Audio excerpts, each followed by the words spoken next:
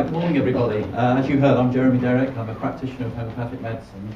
Basically what I'm going to talk to you about today is basically how I came to be talking to you here today, about my lifelong involvement with homeopathic medicine, about my experience over 20 years of treating people with it.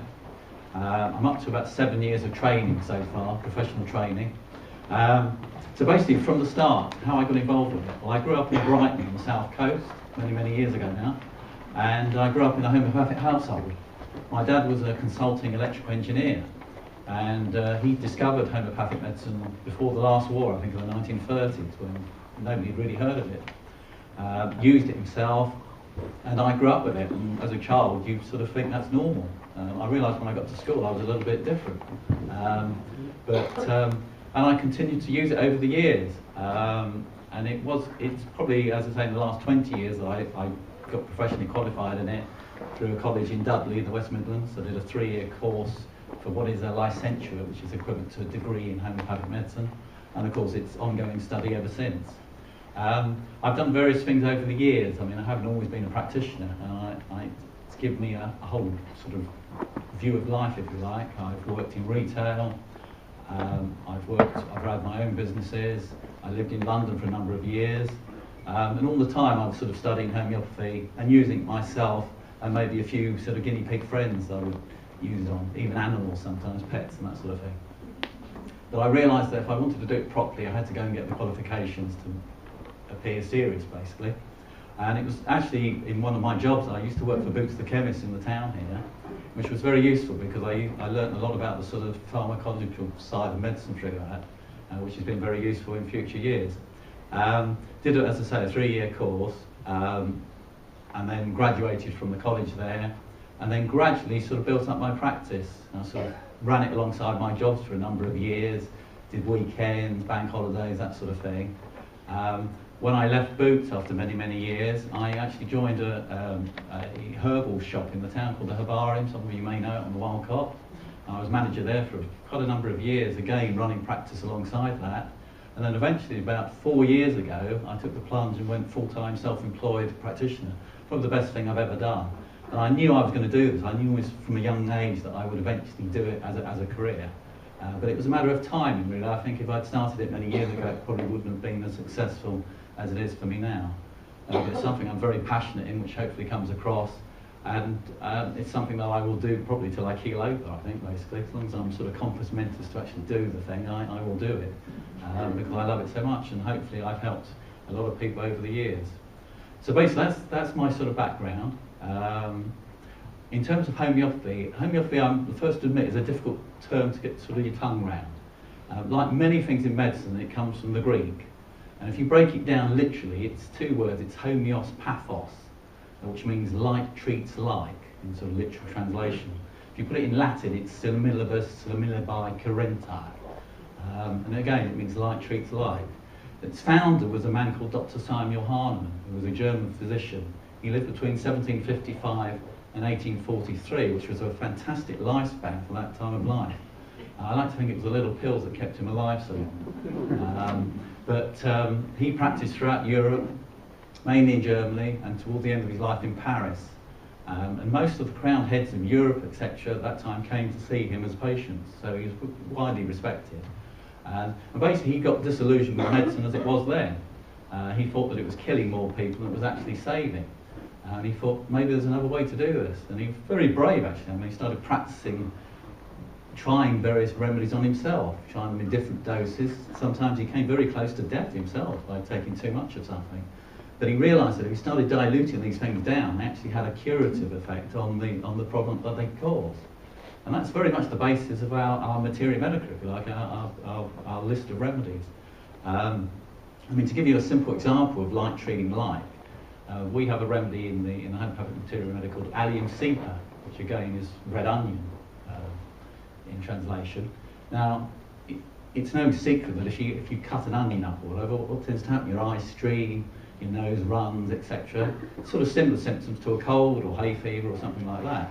So what do we use that particular remedy for? Those type of symptoms, like symptoms. It's almost, if something's like something, then chances are it will be the remedy that's needed for that particular problem. But more of that later. But that's pretty much the basis of how we operate. In terms of where the remedies come from, we use a lot of plants. Plants and herbs form probably 90% of our materia medica. We do use some things from animals, etc. But I want to stress the fact that we've never killed any animals to make homeopathic medicines. We've never tested on animals and never will do. And so we were a green medicine long before it became fashionable. Probably 200 years ago we were green. So there's nothing new in that respect. But some of the medicines we use are poisons in their crude form. But because we use them in a very diluted form, they become non-toxic, non-addictive, no side effects, etc. Somebody's phone.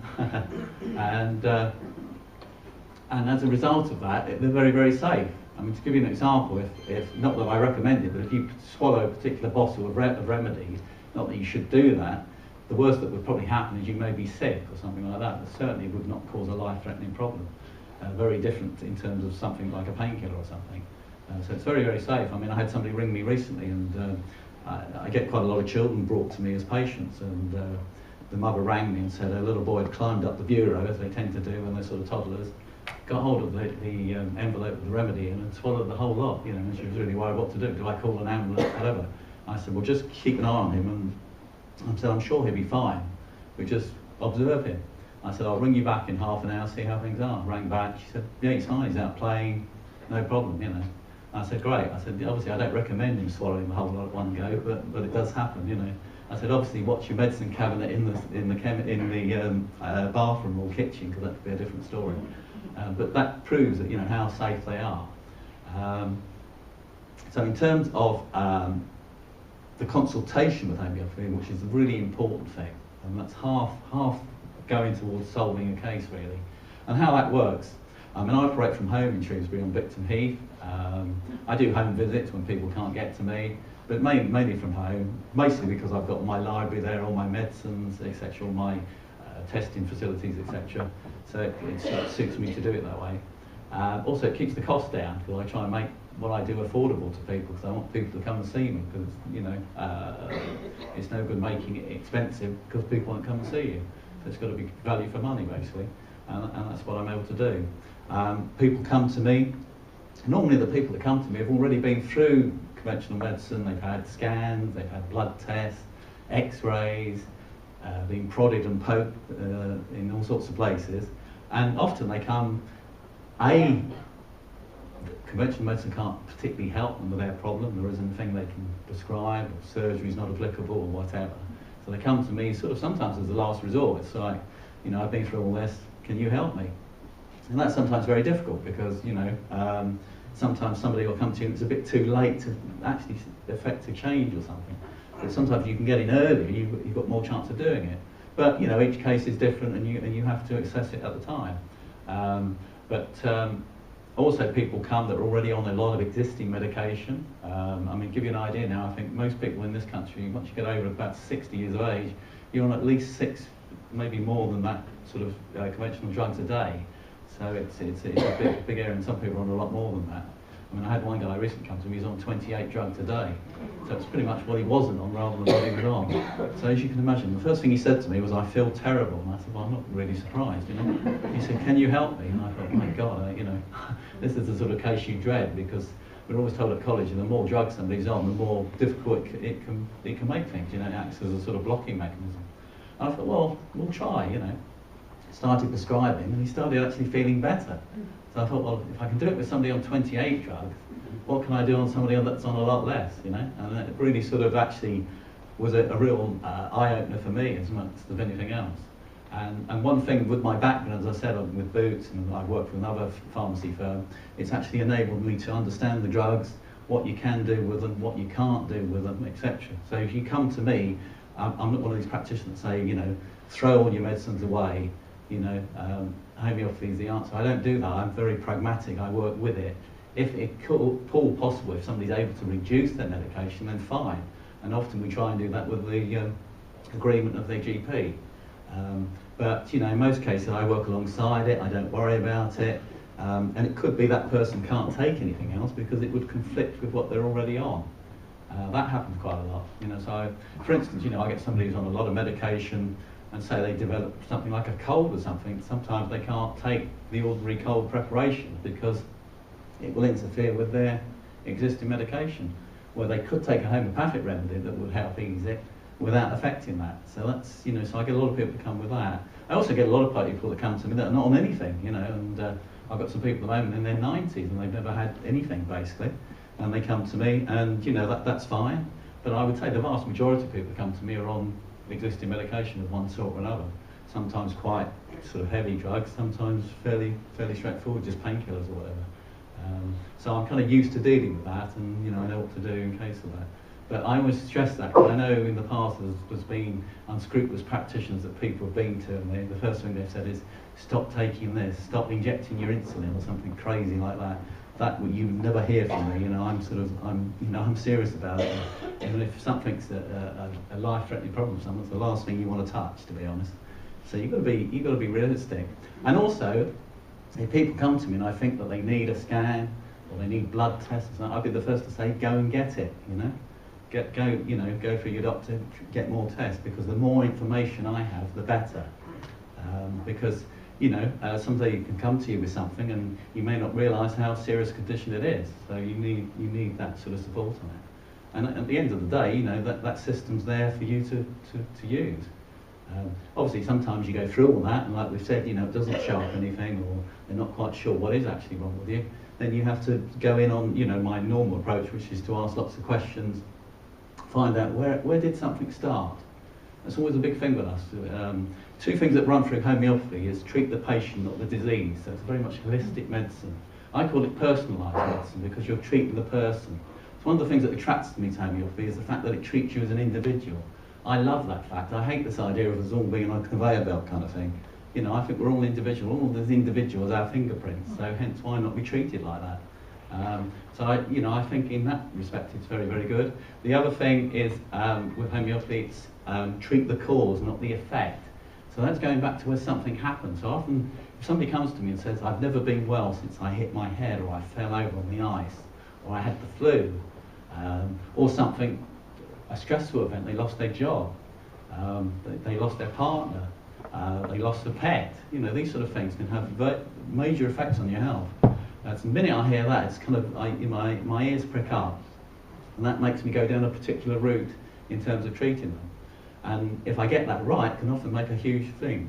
And the beauty with homeopathy is if you get it wrong, I mean, you start treating something that's not there, the body kind of ignores it. So, okay, it doesn't get any better, but it doesn't get any worse. And that's another key point. I would say, you know, if you come to me, you leave the same. You know, if it doesn't make it any better, it's certainly not going to make it any worse. I would say over the board, though, I probably get about 70–80% success rate. So there's always a 20% that, for whatever reason, you can't do. And sometimes that's because people come too late in the process to get your help. But generally speaking, I get a fairly high success rate. And a lot of that's down to the consultation. As I say, with that, people come to me. The first appointment with me is probably a good hour, which is probably unheard of. I mean, probably most of you, if you've been to GPs these days, you're lucky if you get about 5–10 minutes at most, something like that. You know, with me, you get the hour. And the reason for that is I have to ask you a lot of questions. As I say, I try and find out about you, what makes you tick, your lifestyle, where did the illness stem from, obviously taking into account if you're taking any medicines, etc., and all that sort of thing. And from that, I then base a prescription, as I say, on like treating like. I find a remedy that has similar symptoms to the symptoms that you're telling me about. And that sounds nice and easy, doesn't bear in mind about 5,000 remedies. So, you know, I have to have a pretty good knowledge of those remedies. And obviously you don't use that many in normal practice, but they are available for you if you need to. But you know, and you keep it simple, you'll ask things, and sometimes you don't get everything the first time you see something. I get lots of people, the second time I see them, will say to me, oh, I didn't tell you about this. And I think, you know, and the minute I hear that, I think, oh, this could really open us up. And then when they tell me something, I think, wow, if I'd known that, I would have gone down a particularly different route. But, you know, that's how it is. Not everybody, you know, when the people first come to you, they don't know me from Adam. I don't know them. You know, you've got to get people's confidences, you know. And when you know more about that, you can do a lot more to help them. The good news is I prescribe the remedies there and then on the day with a massive pharmacy at home. God knows how many remedies I've got. Stop taking, it's very interesting, I can tell you. And I give the remedy on the day, so you don't have to go to the chemist and get a prescription and all the rest of it. You get it there and then. basically, I follow up on people. It depends what I'm treating with. If it's something very serious, it'll be fairly quickly. If it's something more chronic that they've had a long time, it might be monthly, something like that. People come back and say, well, this is better, or that's better, or this about the same, or whatever. We look at it. Again, you get the time you need. I don't sit there with an egg time or something, you know. It's half an hour, it's half an hour, it's an hour, it's an hour. I get a lot of doctors say to me, I'd kill for the time that you have with people, you know. I normally say to them, I'd kill for the money you earn. Certainly since the 2004 contract, that's another story, you know. But, you know, but I always say to people, I don't do homeopathy for money, because basically there isn't a lot of money in homeopathy, because the nature of the beast with homeopathy is that it's a fairly cheap medicine. If you look around the world, the countries that have really embraced homeopathy, the real powerhouse for homeopathy in the world is India, where it's huge. The last recorded thing, there was 100 million people in India use homeopathy as their first choice medicine. They just opened a university in Jagpur, which is just for training homeopathic doctors. They just had an international congress in Delhi, I think it was. And it was opened by the Indian Prime Minister, saying how he embraced homeopathy into an integrated health system in India. Can you imagine that in this country? Hopefully one day, hopefully in my lifetime, but I'm not so sure, you know. But, you know, and it comes to think, well, how come India's embraced this so much? I mean, they've been into it for hundreds of years. I mean, we talked about earlier that Hahnemann discovered homeopathy, if you like, sort of 200 years ago. There was actually evidence they found in the hieroglyphics in some of the pyramids in Egypt, mention of, not homeopathy, because it wouldn't have been coined then, but like treats like. So they were talking about it even then, you know, 4,000 years ago. So how far does it go back, you know? So there's nothing new under the sun, really. I think as time's gone on, we've just modified it, and, you know, as I say, Hahnemann gave it a name, etc. But it goes back a long way. So chances are India was using it to some extent that long ago as well. If you look throughout Europe, it's very big. Germany, particularly, it's used a lot. I guess that's because a lot of the doctors that have been involved with homeopathy have been German, Hahnemann and others. And in Germany, their doctors have to study homeopathy 2 years mandatory as part of their training. So if you go to a German doctor, they tend to say to you, what do you want? Do you want conventional, do you want homeopathy, or do you want a bit of both? Which is fantastic. So all these systems around there, it's, you know, homeopathy is not a minority sport anymore. I mean, there's something like 500 million people in the world use it, so we can't all be wrong. You know, I think the image of homeopathy probably 20 years or 30 years ago, that we were all sort of cranks and we were tree-hugging hippies that did it, and we didn't really have a clue, and nobody really used it because it was a bit sort of spooky and that sort of thing. That can't be right. You know, 500 million people across the world can't be wrong, I don't think, you know, and it's growing and growing. It's one of there's a recent thing about what are the most used healthcare systems in the world, and there was herbal medicine, homeopathy, and conventional medicine. Herbal medicine came out #1 across the world, this is. #2 was homeopathy, and #3 was conventional medicine. That's it, that's for the whole world. So it gives you an idea that, you know, we tend to think in the West that conventional medicine is all there is, and all there's ever has been. And that is not the case. Throughout the world, you know, they still rely very much on traditional remedies, be it homeopathic or herbal. So it's a huge movement, and you know, it's something I'm very privileged to be part of. So I think it's lost that kind of, you know, hippie kind of image that maybe it once had. You know, people will come to me and they say, I expect you to have a beard and a caftan. I say, I only have that at weekends. But, you know, and that's how, you know, people expect, I suppose because the media's portrayed this image of sort of being sort of a bit wacky and, you know, not taking it seriously and just dabbling in it and this sort of thing. And that's not the case. We're professional. I say I've done 7 years professional training to do this. I'm up with the doctors now. I can't call myself a doctor, and I wouldn't want to. But, you know, I'm professionally trained. I know what I'm doing. I'm not a hippie or whatever, you know, not that there's anything against hippies, but, you know, that's not me. As I say, I grew up, my dad was a professional engineer, you know, and it always struck me as a kid. I thought, well, hang on, he's an engineer, and we're always told homeopathy isn't scientific. Why is he involved with homeopathy? Why has he written books on it? Why is he part of the London Homeopathic Hospitals Management Committee, etc.? You know, there's got to be something in this. You know, he was a very clever man. And I thought, well, you know, that's good enough for me. And that's really why I've stuck with it. An interesting anecdote, actually, from those times. When I was a kid, we lived in Brighton, but my dad's office was up in London. And in the summer holidays, I used to go up. And, the pretext was to do a bit of filing and that sort of thing, to earn a bit of pocket money. And he used to have people come and visit him in his office, and one lady that used to come in, I always remember, she was probably in her 70s then, she used to always wear black, and she came in and she'd have a chat with him, and I wasn't privy to their chats, etc. But I said to my dad, who's that lady that comes to see, you know? And he said, well, that's Dr. Marjorie Blackie, she's the Queen's homeopathic doctor. And I thought, wow, you know, that's not bad. And I said, does the Queen have a homeopathic doctor? He said, well, yeah, that's her, you know. And I mean, the Queen has a lot of doctors, I should imagine, but the royal family generally have been into homeopathy since about George V's time, so it's quite a long time now.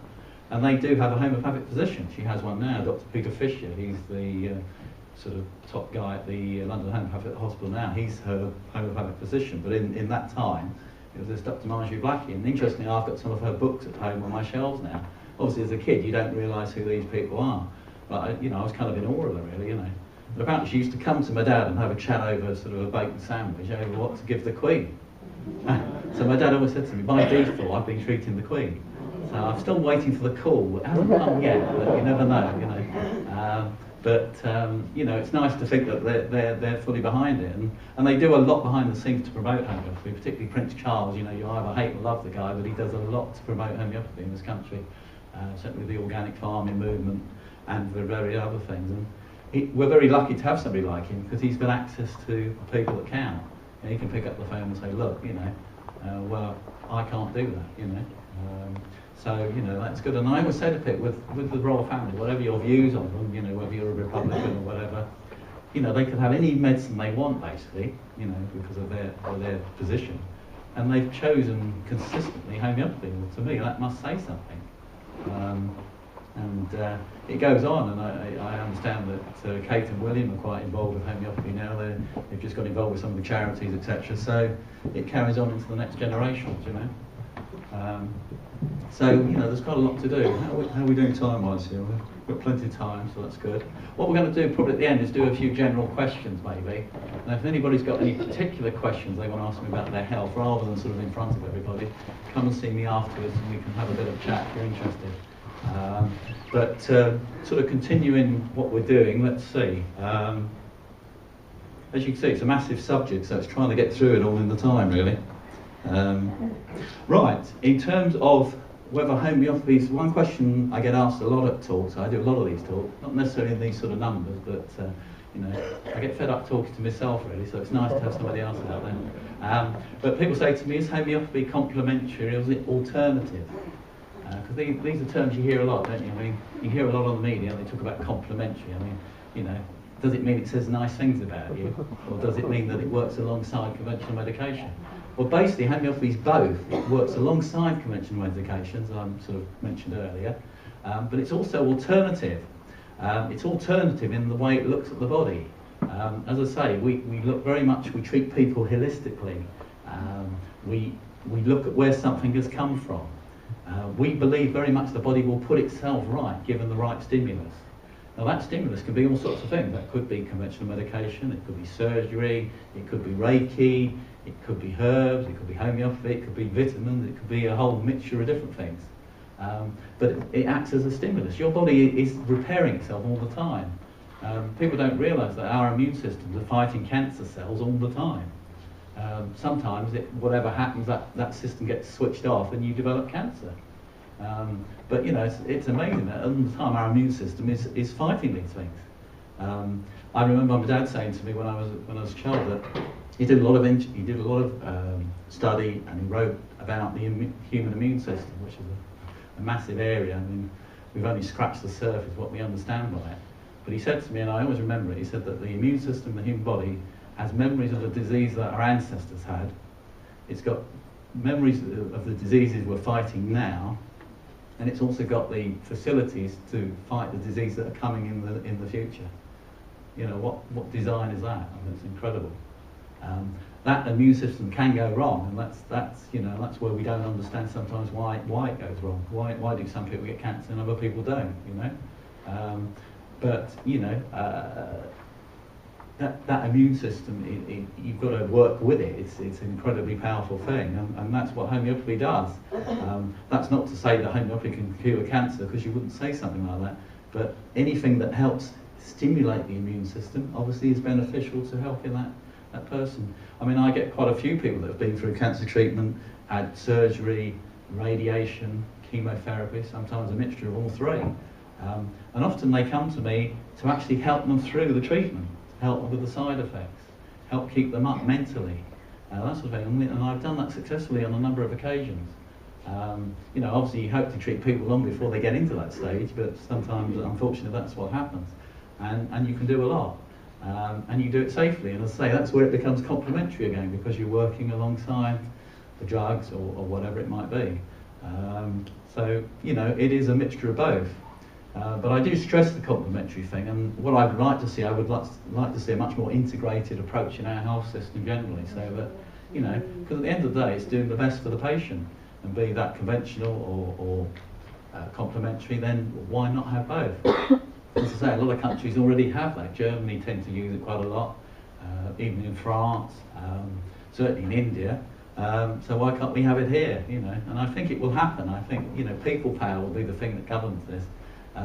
You know, in this country alone now, I think there's something like 8 million people now use homeopathy to some extent, be it they buy the remedies, go and see somebody like me, etc. But, you know, that's a big chunk of the population, and it's growing year on year. I think homeopathy throughout the world is growing by about 20%, so I mean, it's a massive thing. So it's here now, whether people like it or not. I think there'll always be people that will be sceptical of it, because for various reasons. But, you know, we can't all be wrong. It's moving ahead, and from the results I've seen in my own practice, it does work, you know. I'm the first to admit it doesn't always work for everybody, and that's why it's what I call individualised medicine. It's getting that prescription right for that particular person. If you get it right, you can see fantastic results. If you get it wrong, okay, you don't do any harm, but they don't necessarily get any better, you know. So it's down very much to your skill as a practitioner and how effective you are, I suppose. The one thing I will tell you about, which a lot of you probably don't know about, is about the Swiss government report on homeopathy. Now, this was taken out they started this, let me think, in 2007. And what it was, the Swiss government, if any of you have been to Switzerland, you probably know there's homeopathy readily available there. You can buy it in the pharmacies, that sort of thing. I think there are some homeopathic doctors there, etc. But the Swiss government thought, well, we want to find out about this. So what they did is they went to a lot of top scientists throughout the world, including this country. One particular scientist was a guy called Luc Montagnier. He's a French Nobel Prize-winning scientist. He discovered the HIV virus, so he's quite prominent. They went to him and various others, and they said to him, look, you've got 5 years, look at this homeopathy. If it's a lot of nonsense, come back to us and say it's a lot of nonsense. Or if you find something else, let us know. So they all went away for 5 years and did various experiments, talked to people, etc. And after 5 years, they went back to the Swiss government and said, guess what, it works. We don't know how it works, but it works. You know, even in laboratory conditions, this thing works, which kind of disproves the theory that we've always had that it's not scientifically based, it's not proven, etc. They blew this out of the water, because at the end of the day, these were independent scientists. They weren't homeopaths looking to prove it. They were looking, if anything, to debunk it, really. And they went back to the Swiss government. The Swiss government said, great, that's fantastic. We'll put it to the people here in a referendum whether they actually want homeopathy in their state medicine or not. So they put it out as a referendum, and guess what? 85% voted yes, they wanted it. So as a result, in Switzerland now, the state medicine is homeopathy. So if you're ever ill, go to Switzerland, because their healthcare system is probably one of the best in the world. The interesting thing about the Swiss is that they've always been very independent, the Swiss. They've never had a war for about 700 years. They're not part of the EU. They kind of do their own thing. The interesting thing, most of the pharmaceutical industry have their headquarters in Geneva. And it's almost like the Swiss have said, well, we don't mind getting taxes off you, but we don't necessarily want your medicine. Which I thought was quite interesting, you know. So to me, I mean, that proved beyond doubt. And if you don't believe me, look on the internet, because I won't go into the whole thing now, but there's reams of stuff on there about how it was conducted, the trials they did, all the rest of it, and it came out very, very favourably. And for a government to do something like that, you know, the evidence must have been overwhelming. So, you know, that proved beyond doubt, you know. It doesn't matter what I say or anything else, you know, if you've got something like that, that proves conclusively that there is something to it and that it is beneficial to health. At this stage, has anybody got any particular general questions they'd like to ask? Gentlemen there. Germany is fascinating. I think amongst older people anyway, the most debilitating disease is arthritis. Like your father in electricity, I was qualified in mechanical engineering. I think it's a mechanical problem. future for homeopathy in that particular malaise? Good question. I mean, it's such a big... Right, yeah, sorry. The gentleman was asking about arthritis. He was saying he has a mechanical engineering background, so he looks at it as a mechanical problem. But he was saying, how does homeopathy view it, and whether it can help with it, etc. I think that's the gist of what you were saying. Can you all hear me okay? Yeah. That's good. Yeah, basically on that, I mean, arthritis is this massive, it's a huge area, and there's lots of different types of arthritis. Again, it's down to the individual with it. You know, everybody in here say had arthritis, chances I'd give each one of you a different prescription. So it's very individualised. Because if I look in the books, there's probably 1,000 remedies around arthritis, so what do I give you? So I would ask the questions. And normally what I would ask is things like, does the weather affect it?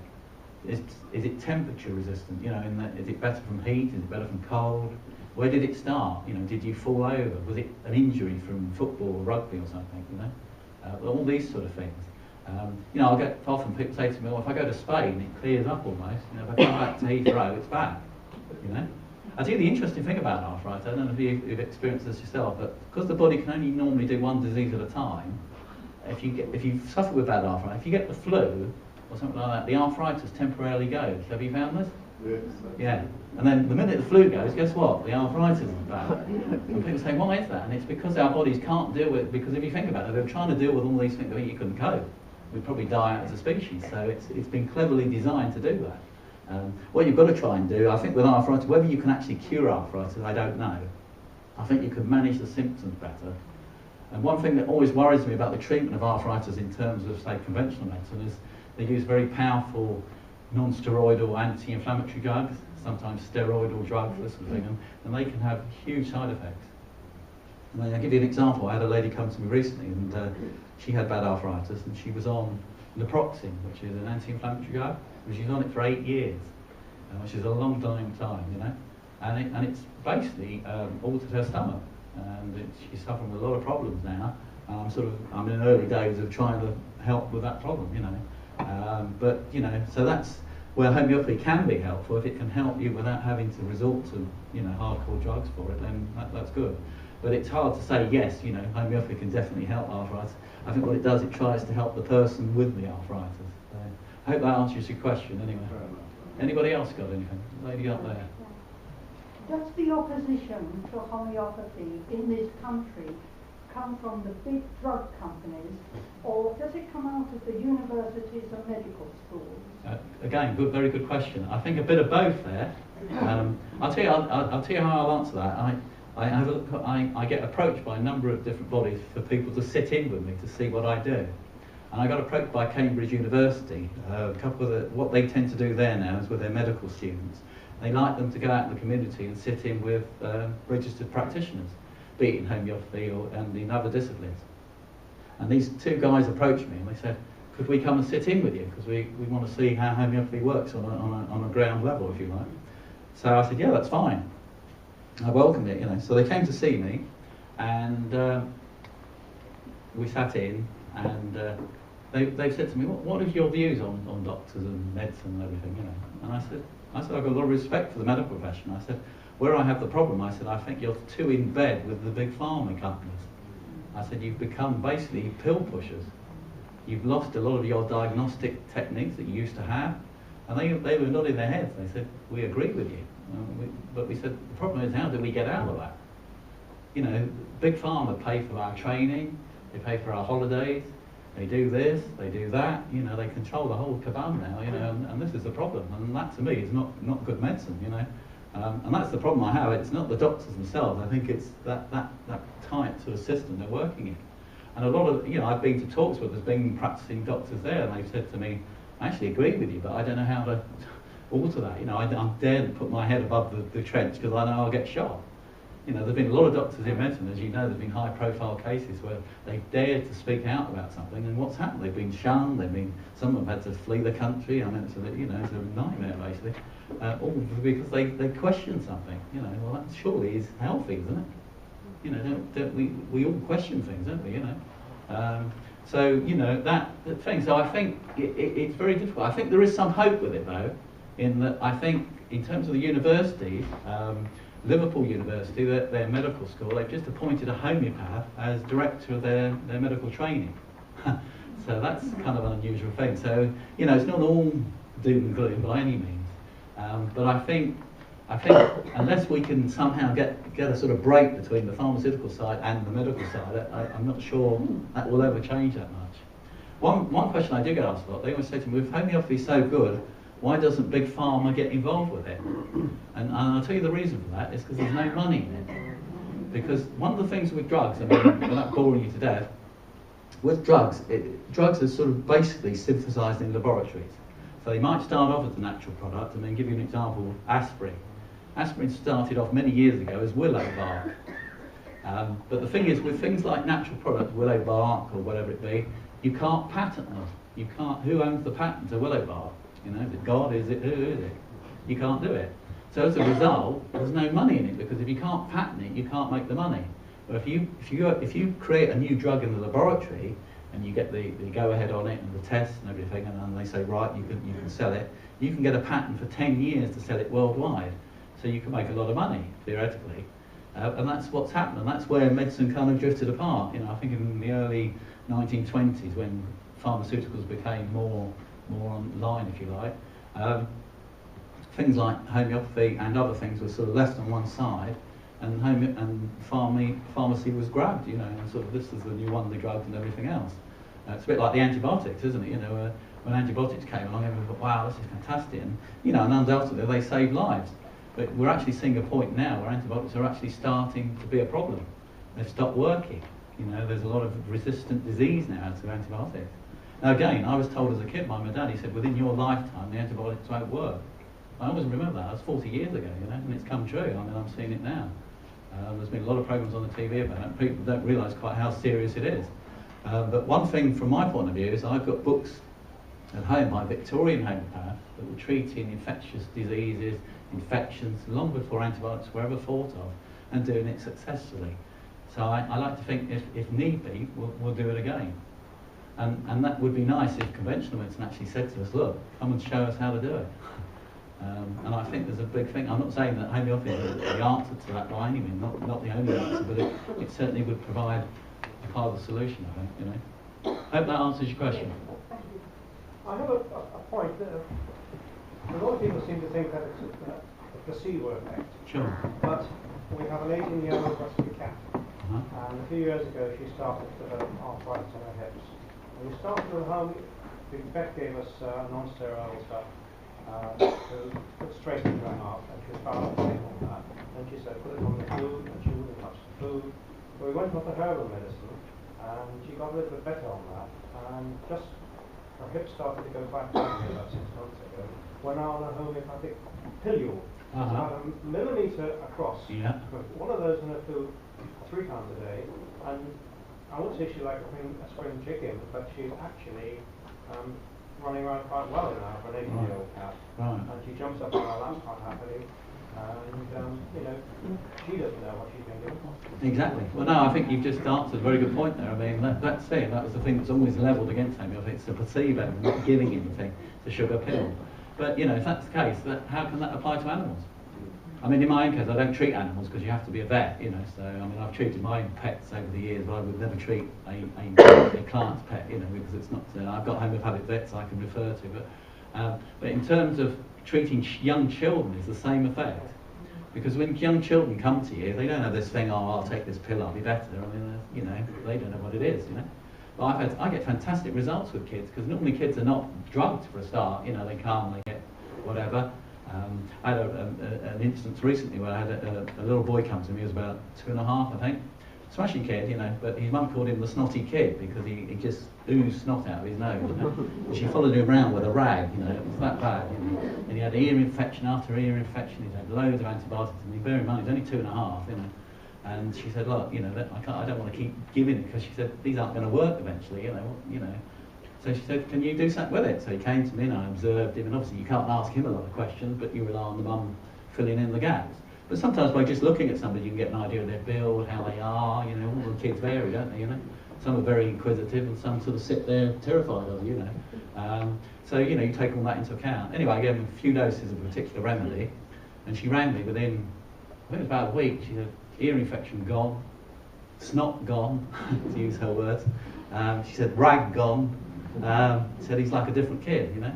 And she said, do I have to keep giving him this now forevermore? You know, I said, well, no, that's not how it works. I said, you know, if it should come back, you give him another dose. If not, you stay with it. You know, chances are he's going to pick up other stuff, and kids do. But, you know, hopefully that chronic problem that he's had is gone. And, you know, that's the case, isn't it? I mean, if it's placebo, how does that work? You know, that kid at 2.5 doesn't think, well, Jeremy gave me a magic pill. I'll take that and I'll be okay. You know, that doesn't happen. You know, I think when you get more into adulthood and that sense, sometimes placebo can have an effect. I mean, even conventional medicines uses placebo sometimes, you know. If they don't know what to do, they'll often give you a placebo without telling you. And what happened, I don't know if any of you saw, there's a program on Horizon a few weeks ago now about placebos. It was very, very interesting. I watched it because I thought perhaps it was an attack on homeopathy, but it actually wasn't. It was showing that actually placebos have their own power. What they did is they had, again, I hope we've got time, they had a collection of cyclists, I think it was somewhere in Scotland, and what they did is they gave some of the cyclists it was like a red pill before they did this circuit, and the other lot they didn't give it to, but the group that had it didn't know they'd had it, and vice versa, you know, so it was a sort of randomised controlled trial. And they showed that the ones that had the pill went round the circuit about sort of 20 seconds faster than they normally would, you see. And when they said to them after, they said, well, actually, you know, it was a jelly bean, there was nothing in it. And they couldn't explain it, you know. And they did various things like this. So it shows that placebos do have an effect, you know. And whether that's a good or a bad thing, who knows? But anyway, that was the thing. And the whole programme was looking into this. There was even cases where people had gone in for surgery and not had the surgery. And then came out afterwards and said, oh, I'm free of pain. And they hadn't done anything, you know. And they said, how can this be? And what they think maybe happened is it tricks your brain into actually producing pain-relieving chemicals. And okay, how long does that last for? You know, normally with a placebo you would get the effect, but it would probably be short-lived. If you're very lucky, it might be a bit longer-lived, but usually short-lived. And when they've done trials in laboratories with homeopathy and placebos, what they normally find is, yes, the placebos have a certain effect, but the homeopathic effect is greater and lasts longer. So, you know, that again proves that, you know, that there is something beyond placebo with it. I'm the first to admit I can't say 100% to you how it actually works. All I can say is from experience of it, seeing it before my eyes, I know it works, and I experienced it all my life. You know, I've used it all my life, and it's worked for me. You know, I always say to people, you know, whatever your view on it, come and try it, you know, because a lot of people that are sort of supposedly anti-homeopathy have never tried it. You know, they just sort of think, oh, it's a lot of nonsense. You know, come and try it, and you might be pleasantly surprised. You know, I hope that answers your question there. We may have time for a couple more. It's about 1:30, so I think we're okay. I'll probably get pulled out in a minute. Lady there, I think, yeah. Homeopathy help mental disorders like Alzheimer's and dementia. Oh, good question. I had a feeling that might come up. To be honest with you, I don't get many people come to me with those sort of problems, which is, and unfortunately, I mean, there's certainly. Sorry. The lady's saying, can homeopathy help with mental problems like Alzheimer's and dementia, that sort of thing? Sorry, I didn't know you couldn't hear, sort of thing. Well, yes, in theory, yes. I mean, we certainly have medicines around particular mental problems, etc. But as I was saying, a lot of people don't tend to come to me with that, you know, because a lot of people are probably undiagnosed, so they don't know they did it in the first place. And the people that are diagnosed are probably already on maybe medication for it of some type or other, whether it helps or not. I mean, I certainly have patients that come to me that their partner is suffering from it, you know, but they don't necessarily come to me for that, you know. Sometimes it's to help the partners with the stress of living with somebody with it, you know, that tends to come up a lot, you know, which is very, very difficult. But in theory, yes. I mean, again, you would look at the person, you know. So I don't just see it as somebody with Alzheimer's, you know. I would look at that person, their lifestyle, you know, what's happened. Also the symptoms of the Alzheimer's, because it's very general with these things, like dementia, you know. Yes, your memory's not so good, and this and that, you know, and there's various other symptoms, but you look at how it's affecting that particular person. When did it start in their life, you know? I mean, one of the sad things now, we're seeing it coming on earlier and earlier in life. I mean, there's people now in their 30s getting dementia, you know, which is pretty scary, I think, where it was always thought as an older person's disease. Again, is it something in the diet? Is it, you know, there's all sorts of questions on it. One thing that does interest me about Alzheimer's, particularly when they've done biopsies on people with Alzheimer's that have died, they've often found high levels of aluminium in the brain. So there's thought that maybe that's a contributing factor. Another interesting thing, going back to India again, is in India they have very low levels of dementia and Alzheimer's across the population. And bearing in mind there's a billion people there, they've got quite a sizable elderly population. And they couldn't understand why they don't have the levels we see in the West. One of the theories put forward is that they have a lot of turmeric in their diet.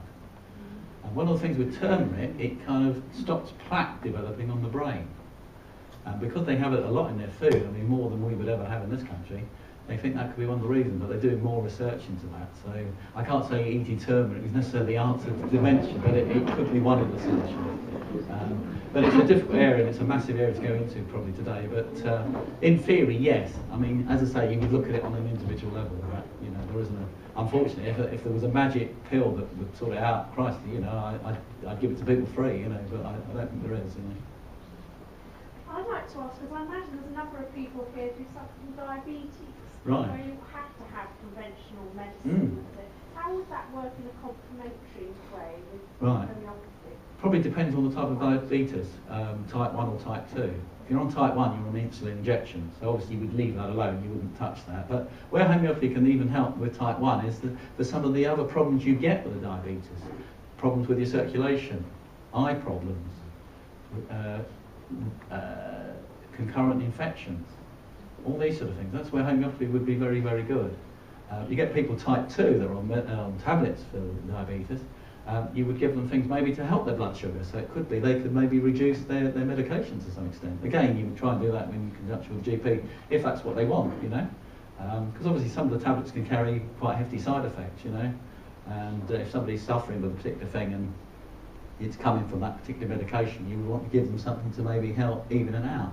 And I do that. I do have diabetics that come to me and we are able to help. I had a lady recently, she developed quite a bad, well, I suppose for want of a better word, an ulcer really on her shin.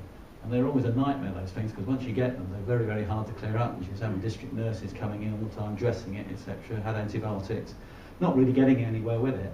And I gave her some medicine, and within 2 weeks it started to heal up, which is fantastic, really. She's, what, 92? And her circulation is good, you know, because that's when we checked out. And even I'm impressed, and you know, and I was only asked, I was asked by a daughter to go and see her for something else, and she just mentioned to me about this ulcer. And the minute I saw the ulcer, I thought, oh God, you know. But I thought, well, let's give it a go. You've got nothing to lose, you know. And we tried it, and it has helped. So I think what you're doing, you're treating some of the effects you get around the diabetes, really. I hope that answers your question, the lady there. Out of all the hundreds of remedies that you have at your disposal, how do you decide, you know, which one for that person? It must be extremely difficult. Right. And you try lots before you get the right one. Well, it's experience probably is the only answer to that. But again, it's taking a good case. You know, it's listening to your symptoms, as I say, where it came from, what makes it better, what makes it worse, all those sort of things. I take that into account, and with my knowledge of the remedies, I match a remedy that you know. And okay, yes, sometimes you get it wrong, but you know, most times I get it right. And I always say to people, the more truthful you are to me, the more I can hopefully get it right, you know. And that sometimes takes a bit of time, you know. But you know, I review things. I mean, it's not a case of hit and miss, you know. I mean, like, you know, if somebody comes to them and they've had something for say 20 years, you're not going to clear it up in a week, you know. That's just not the reality. And you know, people with allergies, you know, like allergies to egg and that. Yeah, I mean, that's the whole thing. I mean, part of my other training is as an allergy therapist, so I didn't talk about that today because that's another massive area. I mean, we could do another hour on that easy, you know. But yes, I mean, I do testing for allergies, and if I find that, you know, I find a particular allergy, if you can cut it out, obviously you cut it out. But if it's something like egg or wheat or something that's difficult, I can desensitise using homeopathic remedies to do it. So that's another thing, you know. And interestingly enough, conventional medicine is actually getting into that now. They're calling it immunotherapy, and they offer it in hospitals. But the difference is they inject you. They're using it for hay fever, I think, mainly, and they inject you with pollens, basically, which is almost homeopathy, but it isn't, you know. But they call it immunotherapy. They have to do it in hospital because they inject you, and they inject you with too much, it can cause a big problem. And the doses they give are huge compared to what we give, but they're getting there. It's starting to happen, you know. It's a little bit like vaccination. Vaccination is almost where homeopathy and conventional medicine meet in a way, but the difference is, again, it's injecting. And the idea is that it injects into your body and your immune system produces antibodies to a particular disease, you know. The problems is with it now is they put a lot of diseases in one and inject them all in, and we're not really happy with that because, as I said, the body can only deal with one disease at a time, so shoving them all in sometimes can be problematic. But that principle of sort of putting the disease in a small amount is almost homeopathic. So we're not that far away, but you know, I think one day we'll probably meet somewhere, you know, but it takes time, I think, doesn't it? Maybe not in my lifetime, but you know, it will carry on. I think we've probably... No, we're fine. I just want to know if there were any more general questions. Yes, please. Just one question. Right. Just because it's generated a lot of interest in homeopathy and the spectrum of ailments it can affect. We haven't got any literature, as far as I can see, on how to contact you. Well, yeah, I was going to come on to that. My apologies. I've got some cards out on the table out there. Anybody else, they can come down and have a chat with me in a few minutes if you want to. I've got some more cards here. I have got a website, which is the Shrewsbury Homeopath, which is nice and easy. I'm very lucky. If you go on Google, I come up #1 on there at the moment. So eternally grateful to my web lady. Because as you probably know with Google, if you're not in the first 6 on there, forget it. You know, it's, everybody never goes on page 2. You know, but I come up #1. So if you tap in homeopathy or allergy for Shropshire, you'll get me, and you'll see me. And there's videos of me talking like this on there and all the rest of it. So you get me from that, and that's got my contact details. Certainly, you can have a card. So yeah, I'm accessible. Thank you very much. Managing symptoms, I think, appeals to us all very much. So first of all, I'd like to thank you very much indeed, and then I'd like to have another word in a minute, Helen. So thank you.